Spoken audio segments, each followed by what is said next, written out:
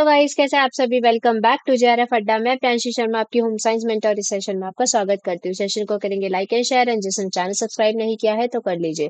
If आप लोग register का प्रिपेयर कर रहे हैं तो मैं आपको पेपर 1 में PD that is people development and environment, and paper 2 में होम साइंस कवर कराती हूँ। जो आपका पीडी का सेशन होता है वो होता है सैटरडे संडे को सुबह 9 बजे, एंड जो आपका होम साइंस का सेशन होता है वो होता है आपका मंडे टू फ्राइडे शाम में 7:30 बजे। तो आप रेगुलर बेसिस पे थ्रू आउट द वीक मेरे साथ कनेक्ट कर सकते हैं भाई। और आप अगर दिसंबर 10 को टारगेट कर रहे हैं तो आपके लिए premium UGC and PhD guidance programme आ चुका है, जहाँ पे आपको करियर फेयर, कार्निवल, प्रपोजल कैसे बनाना है, पीएचडी के प्रति डायरेक्शन अप्रोच आप कैसे कर सकते हैं, teaching internship with the handsome stipend आपको यहाँ पे देखने को मिल जाएगा। पेपर 2 का बैच लेते हैं, पेपर 1 बिल्कुल कॉम्प्लीमेंट्री फ्री ऑफ कॉस्ट आपको मिल जाएगा, जहाँ पे आपको live plus recorded classes, test series, 10 year की पीवाई की डिटेल में उनके सॉल्यूशन के साथ आपको मिलने वाले हैं। प्लस आपको रिसर्च प्रपोजल कैसे बनाना है उसके प्रति गाइडेंस और काउंसलिंग भी आपको यहाँ पे देखने को मिल जाएगी। ये इतने सारे सब्जेक्ट है जहाँ पे जेआरएफ अड्डा आपको तैयारी करवाता है। पर्टिकुलरली मैं यहाँ पे आपको होम साइंस कवर कराती हूँ। कोई भी क्वेरी आती है तो आप नीचे दिए गए सपोर्ट के नंबर पर जरूर से कॉल कर सकते हैं। तो आज हम बेसिकली वीडियो में बात करने वाले हैं कि आप पेपर 1 एंड पेपर 2 कैसे मैनेज करते हुए चलोगे। देखो, आपकी पेपर 1 की 10 यूनिट है, पेपर 2 की 10 यूनिट है। अब भाई ये 10 और 10 टोटल 20 यूनिट्स हो गई है भाई। इतना कम टाइम पीरियड रह रहा है। अभी 4 से 5 महीने में आपका एग्जामिनेशन आ ही गया है। बिल्कुल देखो, अभी अगस्त बिल्कुल एंड पे है, सितंबर अक्टूबर नवंबर, आपका दिसंबर में तो एग्जामिनेशन है ही। हार्डली आपके पास 4 महीने है, ठीक है। अब इन 4 महीने में अप्रोक्स आप कैसे चीजों को यार डील आउट करते हुए चलोगे। 20 यूनिट्स आपके पास। So this is very important time और क्रूशियल टाइम कि आप अभी से महत्वता को समझ लो, इंपॉर्टेंस को समझ लो कि भाई पेपर 1 इंपॉर्टेंट है। सारा टाइम अपना पेपर 2 पे डिवोट नहीं कर देना है, ठीक है। ऐसा नहीं है कि आप पूरा पूरा दिन बैठ के पेपर 2 ही पढ़ रहे हो। पेपर 1 इज योर सेवियर, वो आपको बचाएगा। जब आपके पेपर 2 में कहीं ना कहीं नंबर लैक हो जाएंगे, पेपर 1 के ही जो नंबर है वही आपको दिलाने वाले हैं JRF. So it's very important.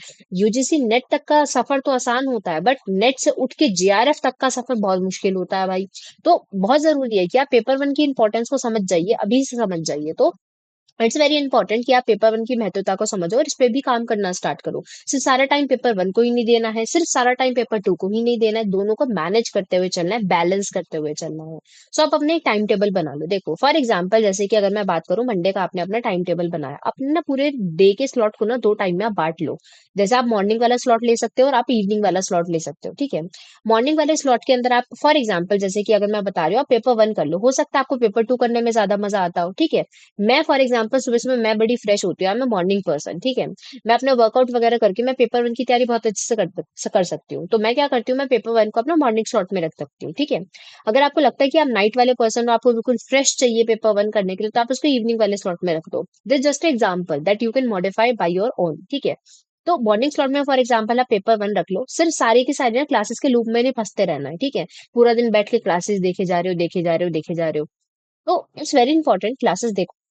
Important है क्लासेस देखना। बहुत सारे एजुकेटर का मतलब ऐसा नहीं है कि आप 10 एजुकेटर का क्लास सिर्फ होम साइंस के लिए 10 एजुकेटर को आप फॉलो कर रहे हो। नहीं भाई, सिर्फ एक एजुकेटर को फॉलो करो और उसकी क्लासेस थॉरली बहुत अच्छे से देखते हुए चलो, ठीक है। क्लासेस अच्छे से देख लिया, पहला हो गया आपका। जब आपने क्लास देख लिया, क्लास के साथ में ही आपको ट्राई करना है कि आप छोटे छोटे नोट्स बना सको। फ्लो चार्ट्स है, टेबल्स है, जैसे भी आपको याद रहे आप अपने नोट्स बनाते हुए चलो। जब आपने नोट्स बना लिया है, फिर उसको रिवाइज करना बहुत इंपॉर्टेंट होता है, ठीक है। ऐसा नहीं है कि भैया नोट्स बनाए हैं या फिर फोन में बैठे हुए लेटे लेटे स्क्रीनशॉट लिए जा रहे हैं।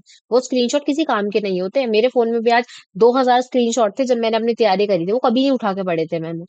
ये इट्स अ फैक्ट कि इतने सारे स्क्रीनशॉट हम सोचते हैं यार ठीक है ना, अभी लेटे लेटे अभी आलस आ रहा है, पड़े रहते हैं और बाद में इसको स्क्रीनशॉट लेके रख लेते हैं, बाद में देख लेंगे। लिटरली होता नहीं है वो। So it's very important. ऐसा नहीं है कि लेटे लेटे अपना देखो, ऑनलाइन में यही चीज होती है कि ना हमारे थोड़ा सा रिलैक्स मोड में चले जाते हैं। This is not the time कि आप रिलैक्स मोड में चले जाए। अटेंटिव होके पढ़ना है, ठीक है। टेबल चेयर पे बैठ के पढ़ लो, चाहे अपने एक तो बेड से थोड़ा सा दूर हट के पढ़ो, क्योंकि अब सर्दियां भी आने वाली, जैसे जैसे एग्जाम करीब आएगा फिर आएगी नींद, भयंकर नींद, ठीक है। ऐसे ही लेट के पढ़ेंगे और फिर कहाँ कब कब पता नहीं हम सो जाएंगे, वीडियो चलती रहेगी और हम सोए मिलेंगे। तो ऐसी चीज नहीं हो आपके साथ। आपको थोड़ा सा अभी कंसिस्टेंट होना है, अटेंटिव होना है, और आपको थोड़ा सीरियस होना है। सबसे बड़ी चीज ये है। तो क्लासेस जरूर से लो, साथ में नोट्स बनाओ और उसका रिवीजन करना आपको, ठीक है। दूसरा है, आप अपने इवनिंग स्लॉट में अगर आप पेपर 2 को डाल रहे हैं, ठीक है, आप पेपर 2 की महत्वता, वो तो है ही भैया, मेजर तो आपका वही आने वाला है। उसका क्लासेस लो, उसका रिवीजन करो। जब आप क्लासेस लोगे, रिवीजन करोगे इन सभी के साथ, ठीक है? जैसे कि हम तो यूजुअली आपको क्या है प्रैक्टिस करवाते हुए चलते हैं, चाहे मेरे पेड बैच के बच्चे हुए, चाहे मेरे वाईटी के बच्चे हुए, मैं कोई भी टॉपिक पढ़ाऊँगी तो उसके क्वेश्चन आंसर आपको कराऊँगी ज़रूर, ठीक है? जैसे अभी पीडी के लिए अगर मैं बात करूँ, पीडी के लिए जो मैं आपको पढ़ा रही हूँ, वाईटी वाले बच्चों के लिए जो आपका फ्री बैच चल रहा है, वहाँ पे मैं एक-एक कॉन्सेप्ट आपके लिए लेकर आती हूँ, एक क्वेश्चन और एक कॉन्सेप्ट, ऐसे हम चीज़ों को डील आउट करते हुए चल रहा है और उसके रिलेटेड जो भी आपकी पीवाईक्यूज़ है वो करते हुए चलते हैं। सिमिलरली मैं क्या करती हूँ, मैं जब अपने प्रीमियम बैचेस के अंदर पढ़ाती हूँ, मैं वहाँ पे एक टॉपिक लेकर आती हूँ, वहाँ पे उनको डिटेल में वो टॉपिक बता देती हूँ, उसके बाद मैं उससे रिलेटेड जितने भी पीवाईक्यूज़ हैं वो सारे के सारे करा देती हूँ। ठीक है? प्लस मैं कुछ क्वेश्चंस देती हूँ प्रैक्टिस के लिए भी। सो इट्स वेरी इंपॉर्टेंट ना, कब तक टीचर कराएगा? आपका भी तो चलना चाहिए दिमाग, तो इट्स वेरी इंपॉर्टेंट कि आप प्रैक्टिस करते हुए चलें। सो प्रैक्टिस करना बहुत ज़्यादा मैंडेट होता है आप सभी लोगों के लिए, ठीक है? एवरी स्टेज पे प्रैक्टिस इज़ इम्पोर्टेंट, ठीक है? सिर्फ वीडियो देखने से काम नहीं होगा। आप जब तक उसको अप्लाई करना नहीं समझेंगे, उसका कोई फ़ायदा नहीं है। सो अप्लाई करना आपको आना चाहिए। कोई भी टॉपिक देखो, कोई भी सारी चीज़ें उसको रिवाइज़ करते हुए चलो, प्लस उसका प्रैक्टिस सेक्शन ज़रूर से लगा लेना। हर टॉपिक के बाद उसकी पीवाईक्यू ज़रूर से कर लेना, ठीक है? पीवाईक्यूज़ कर लोगे, एक आपको आइडिया लग जाएगा कि इस टॉपिक से ऐसे क्वेश्चन बनते हैं, तो आप बहुत अच्छे से उनको और अच्छे से कवर कर पाएँगे। अब मैं बात करती हूँ, ये तो आप अपना रखो कि भैया आप मंडे से सैटरडे तक आप ये सारी चीज़ें करते हुए चलोगे, ठीक है? बट आपका संडे वाला ऐसा दिन होना चाहिए, it should be a day जब आप सारी चीज़ों कोई क्लास ना लो, ठीक है? आप सिर्फ अपना क्लास ले लो जो कि आपका सैटरडे संडे वाला, जैसे मैं आपको पीडी करा रही हूँ, सिर्फ वो वाला क्लास लेके वो उतना खत्म करके कोई और चीज़ नहीं, आपको अपना मेन फोकस करना है इसके बाद रिवीजन के ऊपर, ठीक है? क्योंकि देखो मैंने आपका स्लॉट ही इसलिए वही रखा है, मॉर्निंग स्लॉट में आपका पेपर 1 आपका इसी वजह से मैं वाईटी वाले स्टूडेंट्स के लिए खासकर जो मेरा सैटरडे संडे वाला सेशन होता है वो मैं 9 बजे रखा हुआ है कि सुबह के सुबह ही आप नक्की फ्री हो जाओ, ठीक है? जब आप फ्री हो जाओगे उन वाले सेशन से, फिर अपना रिवीजन पे सारा का सारा फोकस डिवोट कर दो, ठीक है? अब अपना सारा का सारा रिवीजन करना है जो आपने पूरे के पूरे हफ्ते में पढ़ा है, ठीक है? It's very important. अब मेरे पास ना बहुत सारे बच्चों के डीएम्स आते हैं, मैम ना नोट्स बहुत सारे बन गए हैं, मैम के नोट्स ही नहीं बनाने, मैम हम तो सिर्फ पीडीएफ पढ़ लेंगे। एक बात बताओ, अगर मैं अपनी पीडीएफ्स की बात करूं, पेड बैचेस की जो मेरी एक एक पीडीएफ है ना, वो बहुत बड़ी बड़ी पीडीएफ है, 600 600 700 पेज की भी गई हुई है। इतना टाइम बचेगा आपके पास कि आप पेपर से एक दिन पहले वो 607 की सिर्फ एक यूनिट की आप पीपीटी पढ़ सको? It can't be possible. So it's very important that आप अपने नोट्स बनाओ। नोट मेकिंग बहुत इंपॉर्टेंट होता है। जब कुछ चीज लिखते हैं ना तो अटेंटिव होकर ही लिखते हैं हम, तो सबकॉन्शियस माइंड में कहीं ना कहीं वो जाता है। सो इट्स वेरी इंपॉर्टेंट कि आप रिवीजन करते हुए चलो, ठीक है? सिर्फ आपको ये नहीं है कि मैंने इतनी इतनी किताबें भर दी है। अगर मैं अपनी बात करूँ ना, मैंने अपने रिवीजन के टाइम पे जब मैं अपनी तैयारी कर रही थी, मैंने अपने टाइम पे क्या किया था, मैंने ना बहुत सारे ना अपना जैसे कि मैंने ना यूनिट वाइज का करा था कि यूनिट वाइज के लिए मैंने बहुत सारे अपने क्या कर लिए थे, या फिर मैंने जैसे कि न्यूट्रिशन एंड डाइटेटिक्स वाला फॉर एग्जांपल, तो मैंने क्या किया था, एक रजिस्टर ऐसा बनाया था, तो उसमें बहुत सारे सेक्शंस होते हैं ना, तो मैंने ना फूड एंड न्यूट्रिशन वाले एक सेक्शन में कर लिया था, फिर टेक्सटाइल वाले एक सेक्शन में कर लिया था, तो ऐसे करके मैंने बनाया था। तो वो मेरा रजिस्टर अब आप देखेंगे ना, वो पूरा का पूरा भर चुका था एट दी एंड आके। मेरे पास एक पूरा रजिस्टर है, ठीक है? अब वो पूरा का पूरा रिवाइज करना है मेरे को। ऐसा नहीं है कि आपको एकदम टू द पॉइंट इतना लंबी लंबी लाइनें लिखनी है, जैसे आप टू द पॉइंट बनाओ, ठीक है? फ्लो चार्ट्स बनाओ, ठीक है? फ्लो चार्ट्स के रूप में पढ़ोगे ना, बहुत ज्यादा बेटर होगा। टू द पॉइंट आपके लिए सारी चीज जाएगी। कोई निमोनिक्स मैंने आपको बताया क्लास के अंदर, वो आपको अच्छा लगा, वो वहीं पे आपने नोट डाउन कर लिया, ठीक है? ऐसे करके आपको करना है। और साथ के साथ रिवाइज करते हुए चलोगे ना, बात के लिए कंपाइल अप नहीं होगा। There is a student who just message me, ma'am इतना सारा हो गया, मैम इतने सारे को रिवाइज कैसे होएगा, कैसे करूंगी मैं? अब आपको बाद में क्यों याद आ रहा है पेपर से एक दिन पहले की रिवाइज भी करना है नोट्स को? अभी से रिवाइज करते हुए चलो ना भाई। जब तक आप अपनी निगाहों से अपने लिखे हुए नोट्स को कम से कम आप 5 से 6 बार नहीं निकाल लोगे, आपके दिमाग में कोई चीज सेट नहीं होगी, क्योंकि बहुत ओशियन है ये सिलेबस। आपको वो दिमाग में बिठाना है, और वो बिठाने के लिए आपको रिवीजन करना पड़ेगा। तो साथ साथ रिवाइज करते हुए चलोगे, बहुत सुखी रहोगे, बहुत बेटर ऑप्शन में रहोगे, एक सेफर साइड पे आप रहोगे। दिमाग में स्टार्टिंग से ही सारी चीजें सेट ऑन होती हुई चलेंगी, ठीक है? और जब आपका नवंबर दिसंबर का टाइम पीरियड आ जाएगा, देखो दिसंबर में तो आपका एग्जामिनेशन है ही, ठीक है? अगर मैं बात करूँ, अक्टूबर एंड पूरा नवंबर है, और आपका दिसंबर जब तक आपका एग्जामिनेशन नहीं हो जाता है, तो आप उस टाइम पे ना पूरा का पूरा अपना सारा का सारा सिलेबस खत्म करके आप मॉक टेस्ट पे अपना डिवोट कर देना। ये जो आपके थोड़ा सा टाइम पीरियड बचा हुआ है, खुद को ये सोचो कि मेरे पास टारगेट है, मेरे को अपना नवंबर तक अपना सिलेबस खत्म कर देना है, और बहुत अच्छे से खत्म कर देना है। उसके बाद आप फिर अपने मॉक टेस्ट पे लग जाना, ठीक है? मॉक टेस्ट आपके लिए बहुत जरूरी रहेंगे, ताकि आप सिमुलेटेड एनवायरनमेंट में ये चीज समझ पाओ कि वो 3 घंटे के प्रेशर को आप कैसे हैंडल करोगे। हर किसी का अपना स्ट्रैटेजी अलग होता है, हर कोई अपना स्ट्रैटेजी अपने तरीके से बनाता है, जो आपको मॉक टेस्ट से समझ में आ जाएगा, ठीक है? जैसे अगर मैं अपनी स्ट्रैटेजी की बात करूं, तो मैंने इतने सारे मॉक दिए ना, मुझे समझ आ गया था कि मैं ना स्टार्टिंग का वो एकदम प्रेशर नहीं झेल सकती हूँ। तो मैं कभी भी ना डीआई से अपना उठाती ही नहीं हूँ।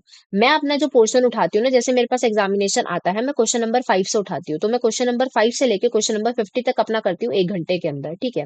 क्योंकि मेरे को चाहिए भाई डीआई करने के लिए एक थोड़ा-सा फ्री रिलैक्स माइंड। अब मेरे को स्टार्टिंग में ही अगर मेरा डीआई का नहीं बनता है, मेरा कॉन्फिडेंस लूज़ अप हो जाता है। तो मेरे को चाहिए नहीं, मैं तो स्टार्टिंग में करूँगी ही नहीं। मैं आखिरी में आधा घंटा अपना डीआई में लगाऊँगी, चाहे डीआई और मैथ्स में। तो होता क्या है, 1 घंटे में मैंने अपना ये खत्म कर लिया। फिर क्वेश्चन नंबर 51 से जो मेरा पूरा का पूरा होम साइंस वाला पोर्शन होता है, वो मैं अपना पूरा खत्म कर देती हूँ। पर मेरा पूरा होम साइंस वाला जब खत्म हो जाता है, उसके लिए मेरा टारगेट होता है पेपर 2 के लिए मेरा 1 घंटे का अंदर, कि भाई मैं क्या करूँगी 1 से डेढ़ घंटे के अंदर, that is my 1 and half hour, कि मैं अपना क्या कर दूँगी, खत्म कर दूँगी, ठीक है? 1 घंटा और अपना आधा घंटा और, तो डेढ़ घंटा मेरे पास होता है मेरा पूरा होम साइंस का पेपर 2 कवर करने के लिए। अब मेरे पास हो चुके हैं मेरे 2.5 आवर्स यहाँ पे खत्म हो चुके हैं। अब मेरे पास बचेगा मेरा सिर्फ आधा घंटा, और लास्ट का जो आधा घंटा मेरे पास बचता है, उसके अंदर मैं अपना उठाती हूँ डीआई, और अगर मेरा कोई क्वेश्चन बचा हुआ है, वो जो मैंने मार्क फॉर रिव्यू में डाला हुआ है, या फिर मेरा कोई अगर मैथ्स वाला जो क्वेश्चन है जो मैंने छोड़ा हुआ है, मैं उसको कवर करती हुई चलती हूँ। सो देखो, ये मैंने अपना स्ट्रैटेजी बनाया है, और ये मेरे को समझ आ गया था जब मैंने बहुत सारे मॉक दिए थे कि मैं इस वाले प्रेशर को हैंडल नहीं कर पा रही हूँ। कुछ ऐसे बच्चे होते हैं जो स्टार्टिंग में ना अपना डीआई बहुत अच्छे से बना लेते हैं, उनको वहां से कॉन्फिडेंस आता है। सो इट्स वेरी इंपॉर्टेंट कि आप अपना स्टार्टिंग में ही कॉन्फिडेंस बिल्टअप करते हुए चलो, ठीक है? वो आपको मॉक टेस्ट देकर आपको पता लग जाएगा, आप अपनी स्ट्रैटेजी अपने लिए खुद से बना लेंगे। सो आप, आई होप दैट आज का वीडियो आपके लिए काफी ज्यादा हेल्पफुल रहा होगा। आपको ये चीज समझ में आ गई होगी कि आपको पेपर 1 एंड पेपर 2 को कैसे मैनेज करते हुए चलना है। एंड अभी भी टाइम है, आप लोग कर लोगे, बट अभी से ही कंसिस्टेंट हो जाओ, और आपको मेहनत करने की जरूरत है। अभी ऐसा एग्जामिनेशन नहीं है कि भाई आराम से चुटकी लगाई और भाई हो गया, ठीक है? ऐसे नहीं है, आपको डेडिकेशन के साथ आपको करना पड़ेगा, ठीक है? तो आप आराम से कर लीजिए। सो पेपर 1 का आपका फ्री वाईटी स्टूडेंट्स के लिए भी आपका आगाज हो चुका है। जो पर्टिकुलरली मेरा क्लास होता है वो सैटरडे संडे को आपका 9 बजे रहता है, तो आप मेरी क्लासेस जरूर से अटेंड करिए। और बाकी मैंने आपको टोटली सारा शेड्यूल भी आपको प्रोवाइड कर दिया है। मंडे से आपका पूरा का पूरा मंडे टू वेडनेसडे तक का है, फिर थर्सडे से फ्राइडे तक का है, एंड सैटरडे संडे तो नहीं रही है, ठीक है? तो आप मेरे साथ से जरूर कनेक्ट कर जाइएगा। ऑफलाइन क्लासेस आपकी स्टार्ट हो चुकी है, तो जयपुर या नियर बाय एरिया में जो भी बच्चे रहते हैं, ऑफलाइन क्लासेस का जरूर से अवेल कर सकते हैं। और ये डिफरेंट प्लेटफॉर्म रहेंगे जहाँ पे आप हम लोगों के साथ कनेक्ट कर सकते हैं। और अगर मेरे साथ पर्सनल इंस्टाग्राम चैनल पे जुड़ना चाहते हैं, तो प्रियांशी_JRF अड्डा डालेंगे, तो आप मेरे साथ से जरूर कनेक्ट हो सकते हैं। तो thank you so much guys, मिलते हैं नेक्स्ट वीडियो के अंदर। वीडियो कैसा लगा प्लीज कमेंट सेक्शन में जरूर बताइएगा। आपका एक छोटा सा कमेंट मेरे लिए एक मोटिवेशन होता है। So bye, take care, have a good day.